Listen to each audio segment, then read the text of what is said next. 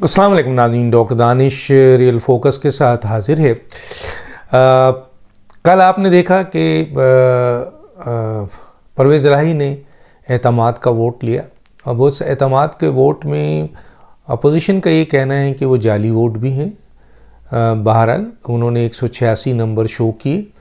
इसके ऊपर आज गवर्नर ने जो डीनोटिफिकेशन का ऑर्डर था वो वापस लिया और अदालत ने ये कहकर मामलात को शायद ख़त्म कर दिया, जो मेरी इत्तलात है कि अच्छा है ये फ़ैसला असम्बली में हुआ, अदालतों को इसमें इंटरफेयर नहीं करना चाहिए।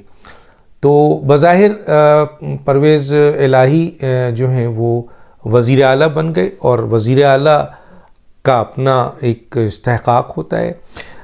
जिस तरीके से हम कल ये कह रहे थे कि गवर्नर का इस्तेहकाक, कि गवर्नर को आइन के आर्टिकल 137 के तहत ये इस्तेहकाक है कि जब वो महसूस करे कि वज़ीर आला एतमाद मसलन अक्सरियत खो चुका है तो उसको एतमाद के वोट के लिए कहे। और उन्होंने कहा गवर्नर साहब ने, और वज़ीर आला परवेज़ इलाही ने वोट नहीं लिया। 12 बज गए, दूसरे दिन डिनोटिफाई करना पड़ा गवर्नर को। ये केस चला गया अदालत में। अदालत ने गवर्नर के इस्तेहकाक को चैलेंज तो नहीं किया, लेकिन उनके दूसरे फैसले को डीनोटिफाई कर दिया, जो वो भी सही फैसला था। और अदालत ने के सामने जब ये गुफ्तगू आई, दो बातें अदालत के सामने आई। एक तो ये कि गवर्नर का जो आपके एतमाद के वोट लेने का स्टेटमेंट है या जो उन्होंने कहा है वो मैलाफाइड इंटेंशन है। वो किसी दूसरी सियासी जमात को पंजाब में कब्ज़ा करने के लिए लाना चाहते हैं। उनका इंटेंशन ये नहीं है कि वो अक्सरियत खो चुके हैं, बल्कि वो दूसरी पार्टी को लाना चाहते हैं। तो ये एक पॉइंट रखा गया और इस पर कहा गया कि इसलिए उनका ऑर्डर इल्लीगल है, अनकॉन्स्टिट्यूशनल है। और दूसरा ये कि जनाब वो आपके 3 से 7 दिन भी नहीं दिया गया। चुनांचे अदालत ने 3 से 7 दिन तो छोड़ें, सुना है 20 दिन उनको दे, 11 जनवरी की डेट उनको मिल गई। अब 11 जनवरी की डेट मिली है, 11 जनवरी की रात को, बल्कि नया दिन शुरू हो गया था, उसको वहाँ पर उन्होंने एतमाद का वोट लिया। और एतमाद का वोट जिस तरह लिया गया, कुर्सियाँ चलीं, लड़ाइयाँ, थप्पड़े मारे गए, शोर शराबा, और फिर अपोजिशन ने वॉकआउट कर दिया और फिर उन्होंने 186 के अरकान शो किए। अब अपोजिशन का कहना है इसमें जाली थे। और जब ये अदालत ने और गवर्नर ने ये कर दिया तो परवेज़ इलाही वज़ीर आला पंजाब हो गए। अब वज़ीर आला पंजाब के सामने एक टास्क है और वो इत्तेहादी हैं इमरान खान के। और मैंने अपने ट्वीट में ये कहा भी कि बज़ाहिर परवेज़ इलाही ने पूरी PDM को शिकस्त दे दी। जो बड़े बड़े दावे थे उनको और उनकी कोशिशें थी वो सब रायगा गईं और 186 का 11 जनवरी की रात को उन्होंने अबूर कर लिया। लेकिन जो दूसरी परवेज़ इलाही के लिए मसला था, जो बात डिस्कस की जा रही थी कि आया परवेज़ इलाही असम्बली तोड़ेंगे, क्योंकि इससे अच्छी मौका परवेज़ इलाही को फिर कभी नहीं मिलेगा कि वो असम्बली ना तोड़ें। और ऐसी सूरत हाल में वो PDM की मदद ले लें जिससे वो वज़ीर आला रह सकते हैं। तो ये देखने को था कि वो इमरान खान को इनकार करेंगे। अभी इमरान खान ने पार्लिमानी इजलास बुलाया, उसमें ये फ़ैसला हुआ कि जनाब असम्बली तोड़ दी जाए। और जो ब्रेकिंग है, जो मैं आपको दे रहा हूँ, अब जो न्यूज़ आप तक पहुँच भी चुकी होगी कि परवेज़ इलाही ने उस समरी पे दस्तखत कर दिए हैं जिसकी बुनियाद पर अब असम्बली को डिज़ोल्व करना रह जाता है और ये बात जाएगी अब गवर्नर तक। कानून ये कहता है कि परवेज़ इलाही के पास ये इस्तेहकाक है कि वो असम्बली डिज़ोल्व कर सकते हैं और गवर्नर को साइन करना है। गवर्नर रोक नहीं सकता। गवर्नर अगर रोकेगा तो कोई सॉलिड जस्टिफिकेशन उसको देना पड़ेगा, वरना 2 दिन अगर वो रोकता है तो 2 दिन 3 दिन के अंदर अंदर खुद ब खुद असम्बली टूट जाती है, ये कानून कहता है।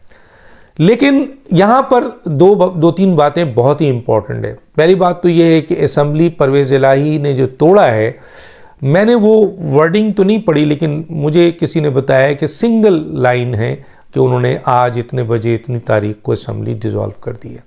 ठीक है, अब ये केस जाहिर है माजी में भी ऐसे केस जब असम्बली डिज़ोल्व हुई या तोड़ी गई या जो भी कुछ हुआ वो सुप्रीम कोर्ट की तरफ गई, जिस तरह अभी एतमाद के वोट के लिए लाहौर हाई कोर्ट गई है, यकीनन इन पे दो एक्शंस हो सकते हैं, या तो सुप्रीम कोर्ट कोई जाएगा या फिर सुप्रीम कोर्ट इस पे सुओ मोटो नोटिस लेगी। देखिए, जो मैं बात यहाँ कहना चाह रहा हूँ वो बहुत ही इम्पॉर्टेंट है, कानूनी है, आइनी है और अहम तरीन है सरकमस्टांस के लिहाज से, मौके के लिहाज से, हालात के लिहाज से।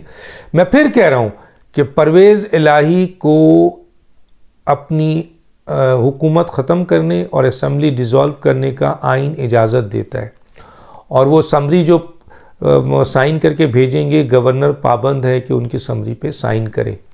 लेकिन गवर्नर कोई ना कोई सवाल उठा सकता है जिसको परवेज़ इलाही साहब क्लियर करेंगे।